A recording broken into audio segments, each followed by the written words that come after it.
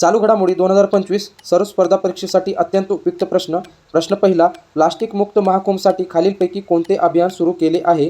आपले बरोबर उत्तर आहे 1 प्लेट 1 बॅग. प्रश्न दुसरा, नुकतेच कोठे पहिल्यांदाच सेना दिवस परेड आयोजित करण्यात आले आहे? आपले बरोबर उत्तर आहे पुणे. प्रश्न तिसरा, खालीलपैकी कधी 8वा वेतन आयोग लागू केला जाणार आहे? आपले बरोबर उत्तर आहे 1 जानेवारी 2026 पासून. प्रश्न चौथा, हर घर गंगा जल ही योजना खालीलपैकी कोणत्या राज्य सरकारद्वारा सुरू केलेली महत्त्वपूर्ण योजना आहे? आपले बरोबर उत्तर आहे बिहार. प्रश्न पाचवा, अमेरिकेचे नवनिर्वाचित राष्ट्रपती डोनाल्ड ट्रम्प यांच्या शपथविधी सोहळ्याला भारताचे प्रतिनिधित्व कोणी केले? आपले बरोबर उत्तर आहे विदेश मंत्री एस जयशंकर. प्रश्न सहावा, हान कांग यांना 2024चा कोणता नोबेल पुरस्कार मिळाला आहे?